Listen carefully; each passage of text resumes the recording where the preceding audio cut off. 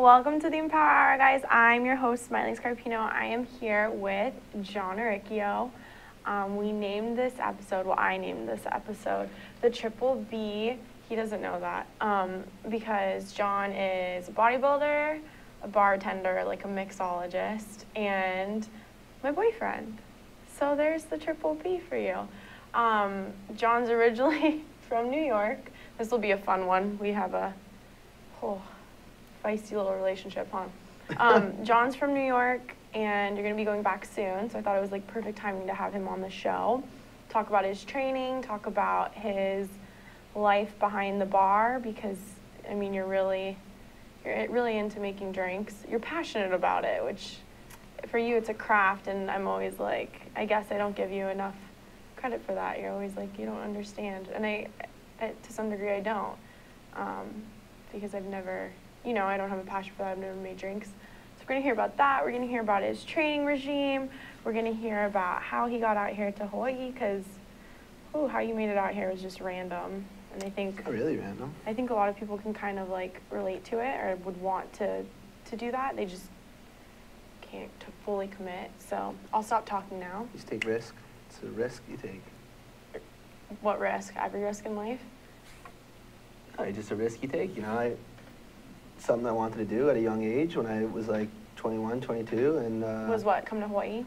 Yeah. It was always something I was intrigued by and interested in, and I just, you know, just took one day I just was like, I'm doing it, you know. It was a risk that I took, and for the most part, it worked out amazing. You know, I've spent 6, 7 years here, however long it's been, and I don't regret a day of it. And yeah, it could have went really bad, but I you know. But how do you fully commit to that? Like, how do you just get up and leave? Because you're not telling the full story. Tell about your background first. Who are you? Like. Well, I mean, who am I? It's an interesting question. I'm just a guy from New York, born and raised. I grew up on Long Island, New York. One of 5 children. Oldest? I'm the oldest of 5, yeah. You know, grew up in a, I would say, upper middle class community. Pretty fortunate, pretty privileged childhood. I have 2 great parents who really invested in me and my brothers and sisters, and took the time to give us every opportunity that they thought we, you know, deserved. And they always tried to show us the finer things in life, and it was really, looking back, I'm really grateful and appreciative for the 2 of them, and I was able to do a lot of things that most families, you know, aren't able to do. So, like, what are some examples?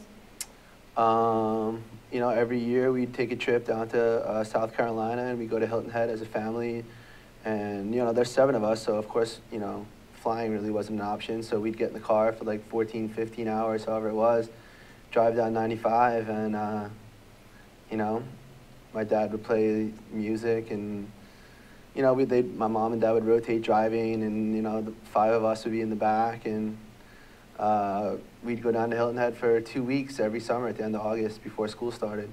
And, you know, just stuff like that. You know, we go out to dinners, and my parents were always interested in New York City, and they always took us into the city to see Broadway shows. And, you know, we used to go out to the Hamptons, Southampton, Bridgehampton was a big part of my life. And that started from my mom, because as a young girl, her family made it a priority to bring her out there.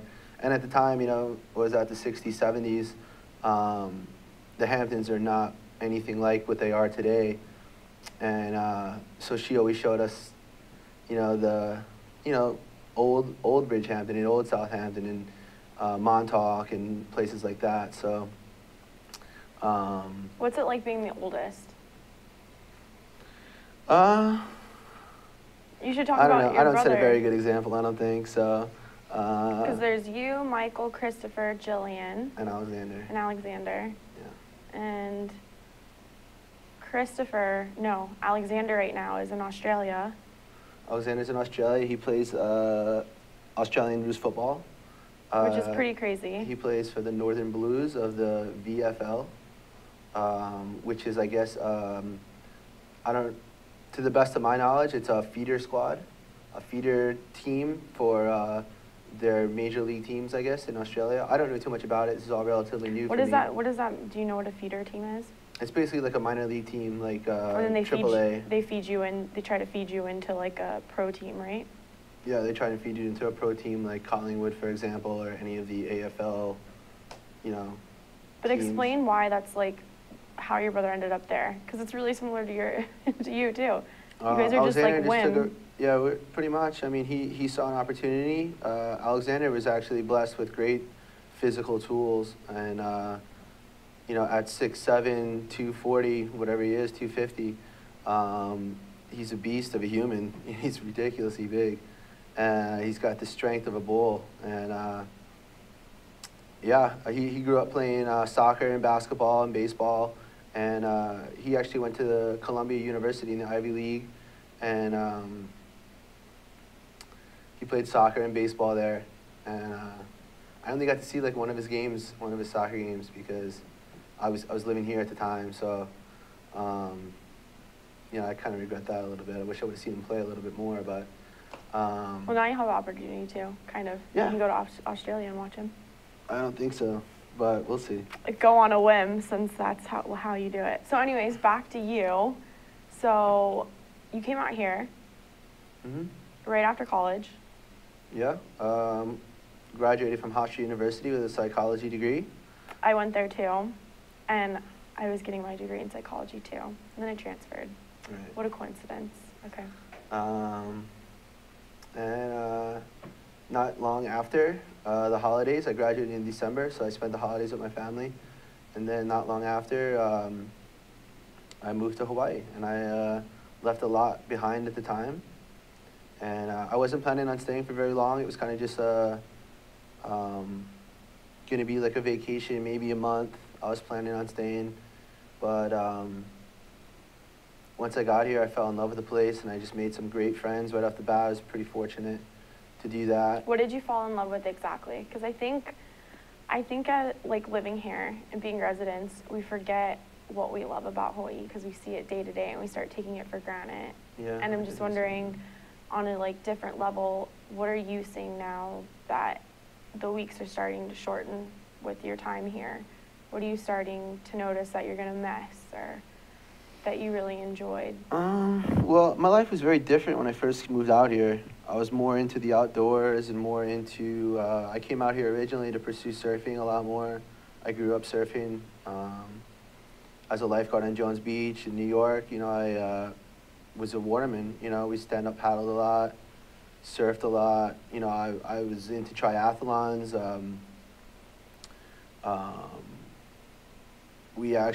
I was into biking a lot. We actually, a bunch of the lifeguards and I, shortly before I moved here, we did a bike ride from Jones Beach to Montauk. Which is how far? Which is pretty gnarly. I mean, I forget the mileage off the top of my head, but if you know Long Island at all, it's a pretty far bike ride, and we didn't go direct. We went up to the North Shore first. We visited Orient. We took the ferry over to Block Island, then took the ferry over to the South Fork, and then out to Montauk. So it was a pretty awesome bike ride. So you enjoyed outdoor things originally. You enjoyed outdoor things originally. Yeah. So when I first moved out here, I mean, I was just blown away by the the mountains and the ocean and the beaches, and going to the North Shore and surfing the North Shore and places like Velzy Land and all the spots on the North Shore when I first moved out here. How's it different from living in New York? Because some people will never make it to New York. They don't know what it's like. And it's night and day. You can't really even compare it at all. In what way? Well, you can compare it. The people are completely different. Well, you cannot compare it in terms of like they're not comparable. Hawaii is so much different than New York. It's not even comparable. Yeah, I don't think it is, because just everything is different. The lifestyle is different. The day-to-day is different. New York's more business. Well, I mean, I was just thinking in terms of like, people who run the hustle in New York. You know, it's, you know, you get up, you get on the train to the city every morning. You know, you go to work all day in the city, and you take the train home at night. You know, and then the winters are gnarly. You know, they're having some terrible winters, weather-wise. So, you know, just being able to come out here in the middle of December and January, when I first moved out here and going to the beach and it's 85 and sunny, I mean, that's not anything that I was ever used to, you know? So I think I take that for granted, you know, looking forward, you know, it's gonna be crazy to, you know, be living in New York, November, December. He's gonna need some warm clothes. Yeah, I'm gonna need some warm clothes, I would say. We're gonna take a short commercial break. I'm your host, Maile Scarpino. This is the Empower Hour. I'm here with John Aurruichio. When we get back, we'll hear more about his life and maybe get into some bodybuilding. Yeah. See you in a few. Aloha, my name is Paul Jackson, better known as PJ, and my local interest is in sports. I have my own sports radio show at KWAI AM 1080 that you can stream live. I also have my own website, pjsportsradio.com.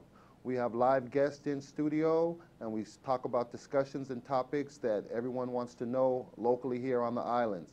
We cover everything from surfing to basketball to whatever's going on locally, sports-wise. We try to do our best and cover the topics in depth as much as we can. Once again, thank you for joining PJ here on Hawaii Sports Update.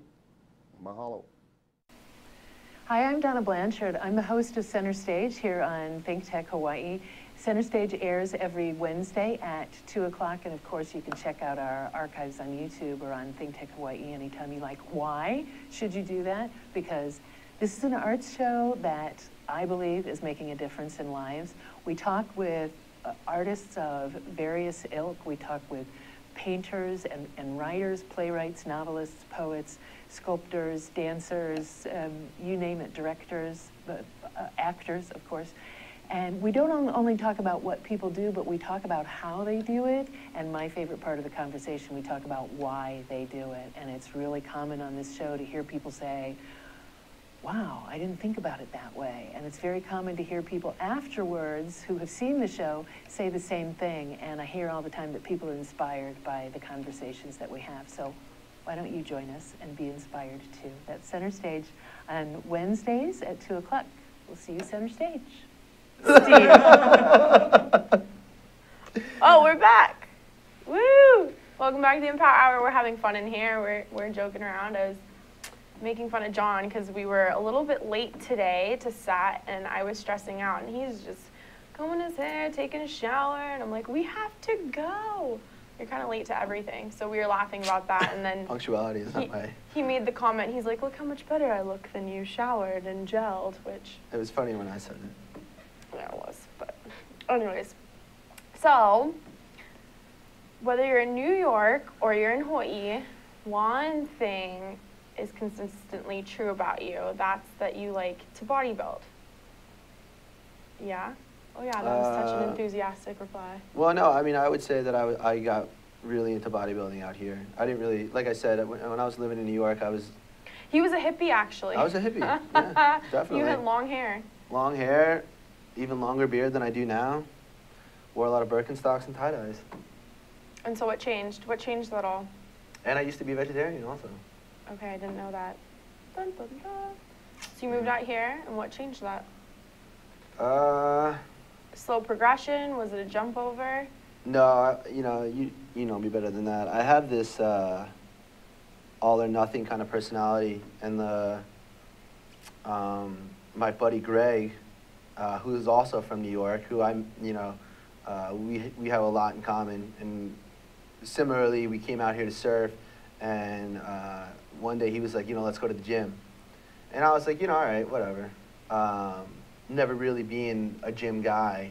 Let me interject for 1 second. This is a story I've never heard. I'm really excited about this. You've never told me this story. Yeah, well, I mean, it's not really anything to tell, but I mean, Greg wanted to go to the gym one day, so we went down to Powerhouse.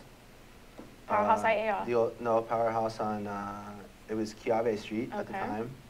And Greg and I just developed this everyday habit of going.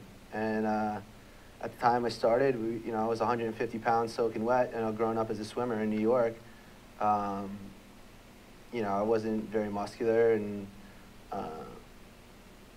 it just kind of developed into this passion, or this like almost like an addiction to go, because I don't know, it's different than anything I'd ever experienced. And you know, I have a background of being very schedule oriented, waking up, swimming, going to school, swimming again, you know, swimming in college. So you know, the bodybuilding, you know, lifestyle was something that I could relate to because of that. So, you know, just waking up, eating, going to the gym, eating, you know, the routine, you know, making sure you're getting your meals in, making sure you're getting your training in, making sure, you know, your supplements, everything, you know. It was something that wasn't very hard for me to transition into because of what I had already learned from, you know, being a swimmer. And I think, you know, I was missing that in the first, because I didn't start bodybuilding until I would say about a year after I got here.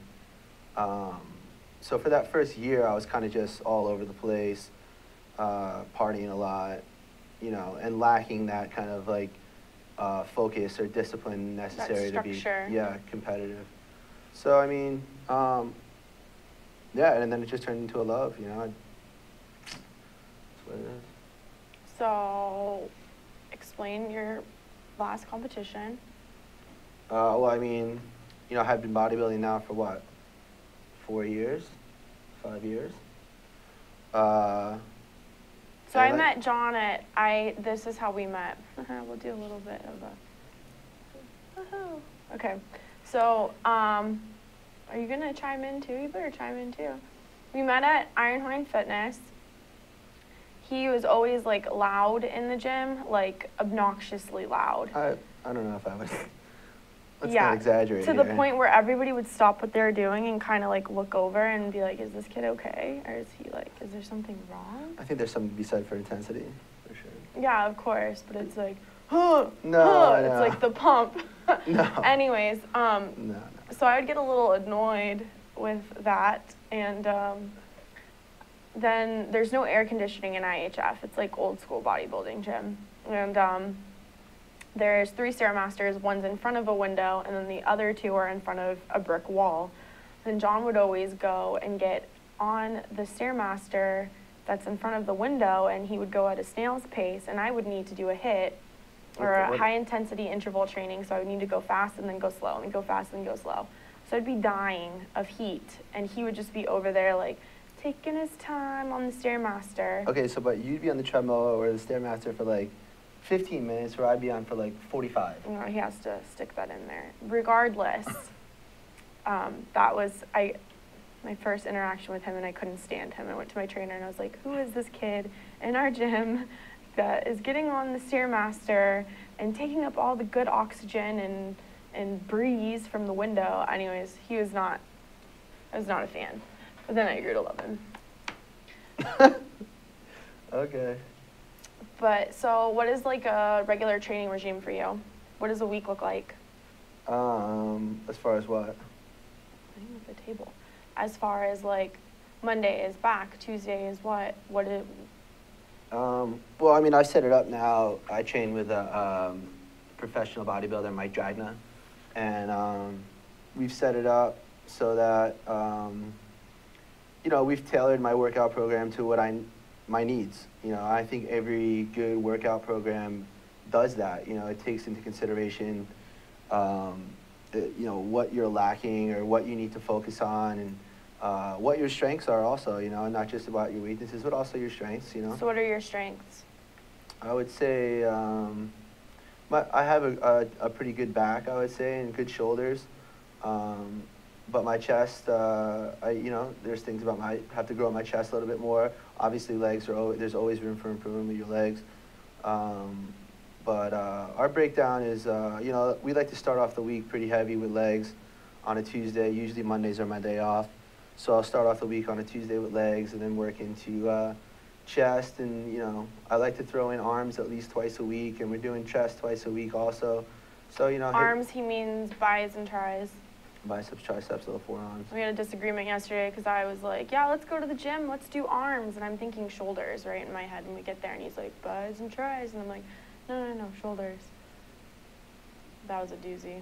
Mm-hmm. Anyways. It's a good story, too. Continue, I know. I don't know, what else? Wednesday. No, like I said, we just, every day there's something to do. And like I said, we're hitting arms twice a week, chest twice a week, and then, legs, back, shoulders, fit that in when we can. And how important is rest? I would say at least 1 day of rest a week is mandatory. Let the muscles repair themselves, let your body heal, give yourself a chance to refuel, replenish, and get yourself, ready for the start of the next week, for sure. So what about your food? Well, food, I don't think any bodybuilder would disagree with, food being at the top of the priority list. It's the most important tool that we have to grow, and if you think about, bodybuilding and being in the gym, you break it down day by day. There's 24 hours in a day. Any bodybuilder would tell you 75, 90 minutes in the gym tops. So 24 hours, you're really only lifting weights for 75 to 90 minutes, and then what are you doing the rest of the 22 hours that you have in a day or whatever it is? So that's your time to eat and sleep and get your vitamins in and get your supplements in, and it's a really critical time, as a bodybuilder to not only focus on what's going on in the gym, but also outside of the gym, for sure. And what about your transition from being a vegetarian? How did that happen? Well, I was a vegetarian just because it wasn't like I was like marching down,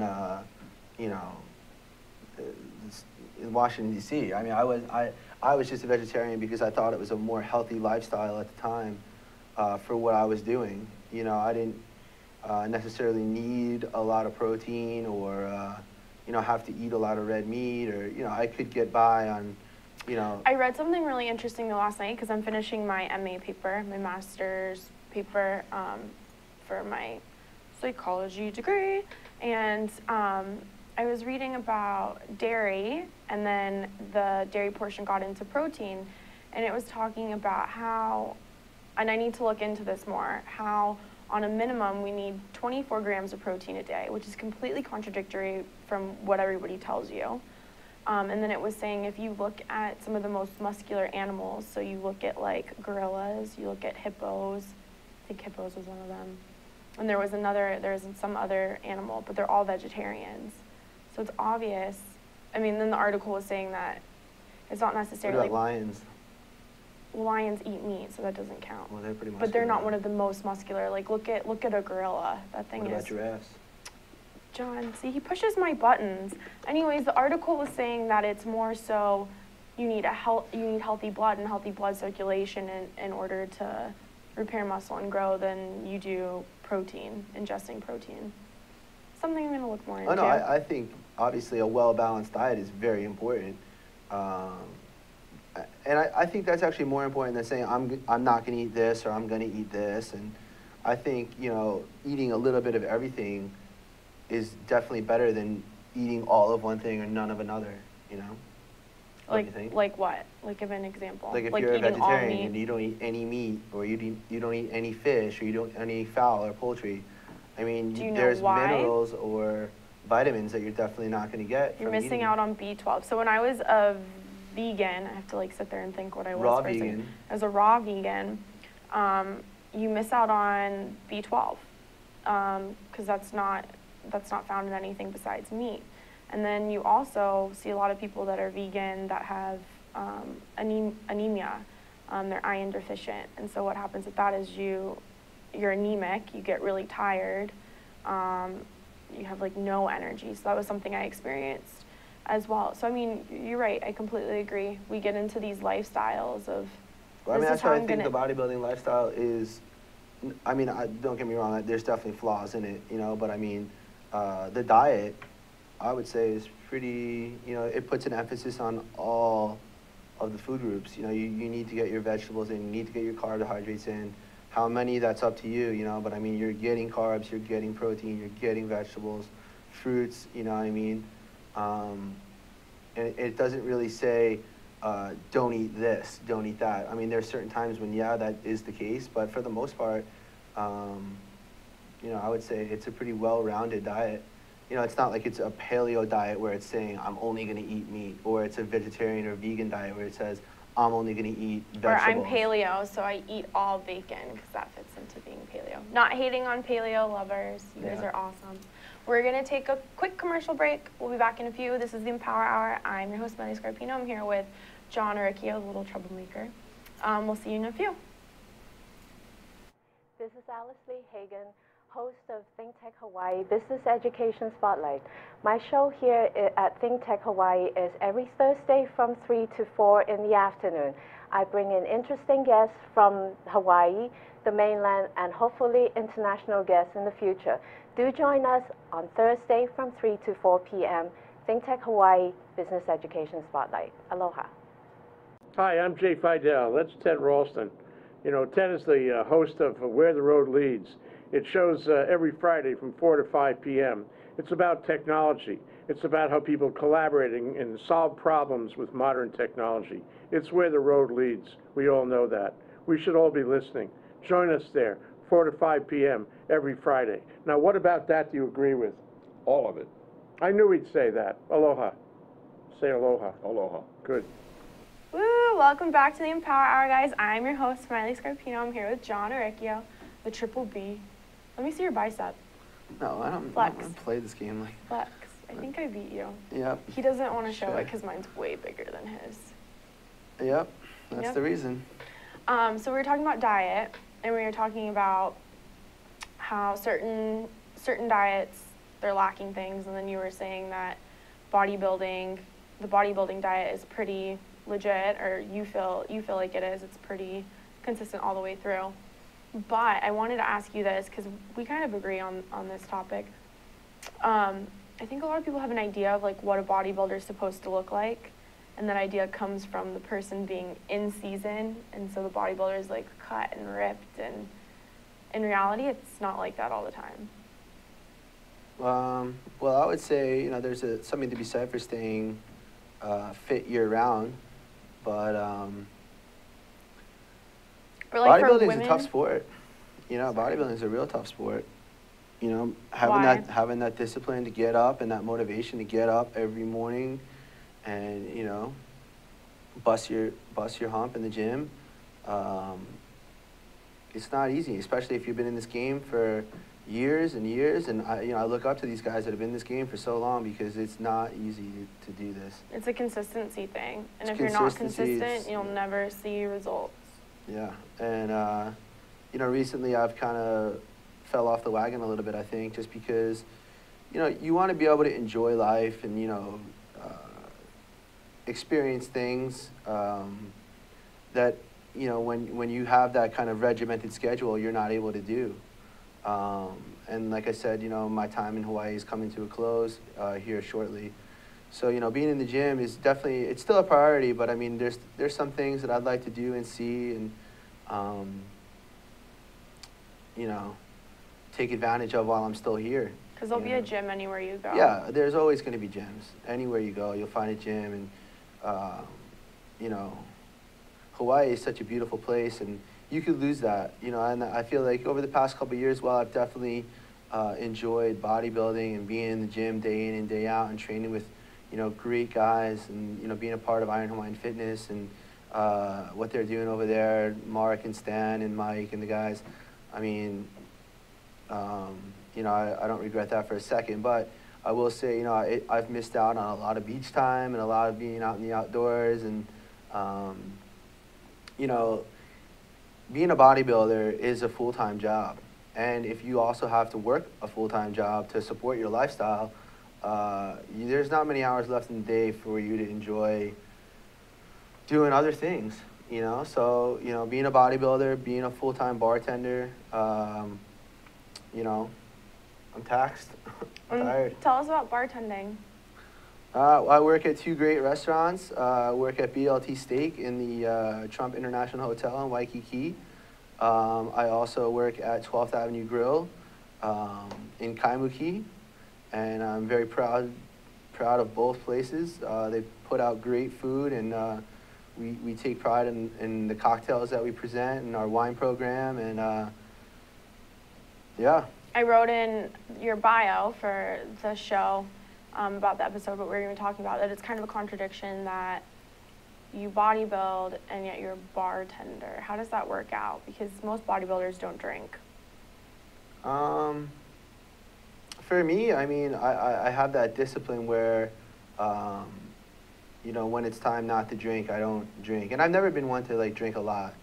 I enjoy bartending because it allows me to be creative in what I do, and it challenges me to use my brain in a way that most people don't appreciate, or most people don't understand. That, you know, there's this stereotype of bartenders, they're just slanging drinks, whereas there's you know, definitely a skill level involved when you get into the mixology level of mixing spirits and creating cocktails that is very intricate and can be very rewarding, you know. We're doing some great things at BLT, and you know, 12th Avenue Grill has a great cocktail program that I'm just getting the opportunity to be a part of, but they've established themselves as a great restaurant in general, but a great bar program, you know. How did you get started in bartending? That started off when I first got here, and that's kind of one of the reasons why I kind of fell into this place. I came out here with nothing, really, no job, no friends, really, and I got a job bar backing at Lulu's in Waikiki, and I mean, I'm not even going to get into that. That was a crazy time, and anyone who has ever worked there back in the day will tell you. But that was a really great experience for me, and a great way for me to get started in Hawaii, because I met a lot of people around my age, and we were all interested in just, you know, being around good people and having a good time, and that's exactly what we did, for sure. So I made a lot of great friends there, and I have a lot of great friends to this day, you know, still from there. Yeah, so that's how I got, you know, I started bar backing, and then eventually I got promoted to bartender there, and I worked there as a bartender for a long time. And then I made the transition to BLT, which is a more fine dining steakhouse, and you know, progressed as a bartender from there, and now at 12th Avenue Grill. So. What's your favorite drink to make? I'm coming in and I'm sitting down, and actually when we first started dating and I went into BLT to see him, it was New Year's. What did you make me? You made me like a whiskey drink. I doubt I did that. Well, he made me something, and I pretended to drink it, but I am not a drinker over here, so. Maile drinks wine. I drink wine, that's about it. But so what's your favorite? I would say I'm a fan of the retro cocktails. What's a retro cocktail? A retro cocktail would be anything like a martini, well, yeah, a martini, but I was going to say Negroni, or a Manhattan, or an Old Fashioned, or a Volcare. No, but nobody knows what those are. What's a Volcare? A Volcare, an Old Fashioned, a Manhattan. These are all bourbon or rye-based cocktails. The Volcare originally was an original New Orleans cocktail. It's a whiskey and cognac-based cocktail with Angostura and Peychaud's bitters. It's also got a little bit of Benedictine in there also, and it makes for a great drink. It's stirred and then served over a large ice cube with a Luxardo cherry garnish. Oh, wow. It's really good. Got it down to a T. So so retro cocktails are your favorite cocktails to make? Yeah, any of those, and I enjoy drinking them as well. You know, anything that maybe you could put a twist on. I'm a huge fan of bourbon cocktails, gin cocktails. Yeah. What is the craft like behind being a bartender? What does it take? Or a mixologist, or a sommelier? Sommelier? A sommelier. I think that there's a distinct difference between a sommelier, I think, who is more geared towards wine knowledge.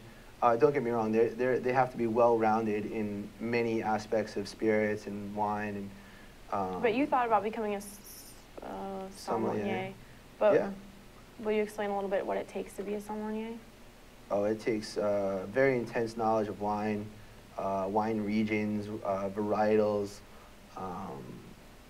You were telling me that people like trying to become a sommelier, I'm probably saying it wrong still, oh my gosh, but you have to be able to taste the wine, tell what kind of wine it is, tell what region it's from. I don't know too much about it. I've never taken any of the levels of the Court of Master Sommelier exam.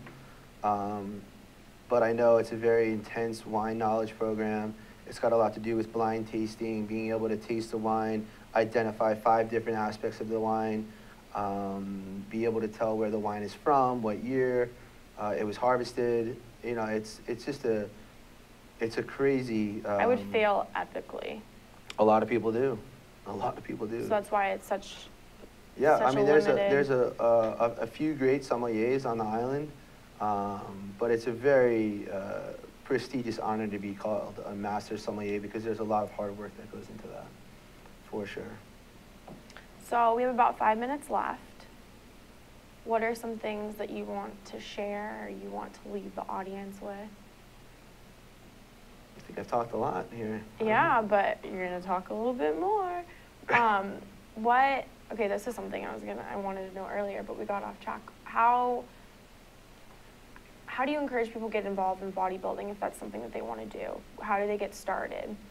What is the first step? Do you get a coach? Do you just go to the gym and start training? Do you pick, I mean, a lot of people, they pick a show, right? And they're like, I'm gonna do this show, and then they start training for it, which I don't know if that's like the best.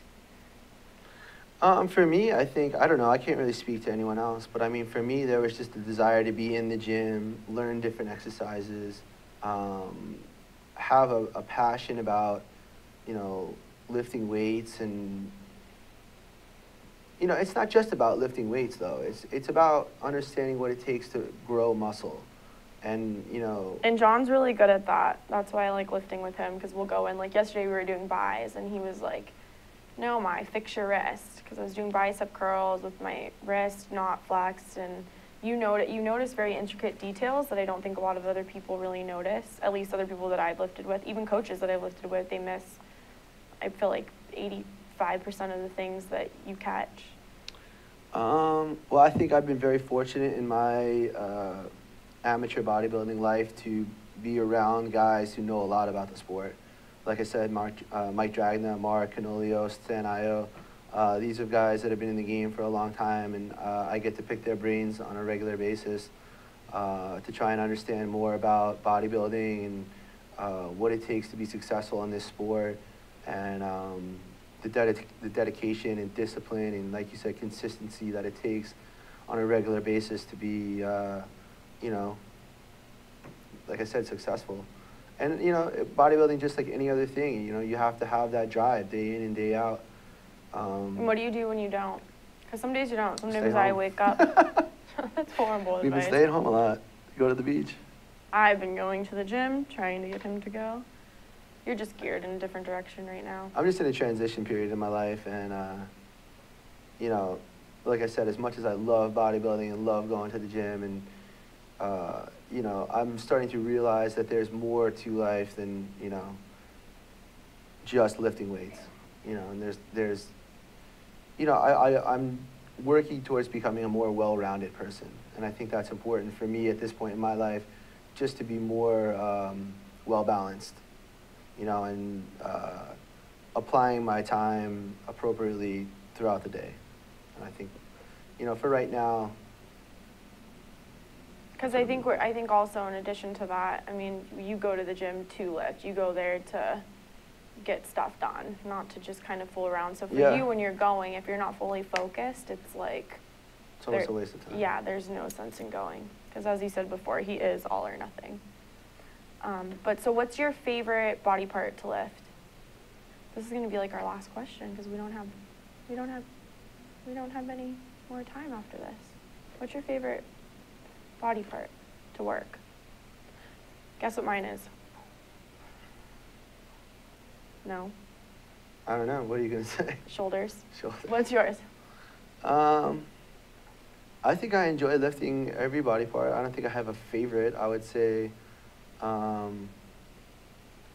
legs are definitely the toughest for me to lift. You know, that takes a lot out of me for sure. If you ever see him, a lot of times he ends up on the floor throwing up in a bucket. True story. But yeah. Well, thank you. We're gonna end. That's it for today, the Empower Hour, the Triple B. Bodybuilder, bartender, and my boyfriend. So, you're so sarcastic. What did I say? Anyways, Aloha Friday to everybody. Have a great one. Thanks for watching. We hope you enjoyed.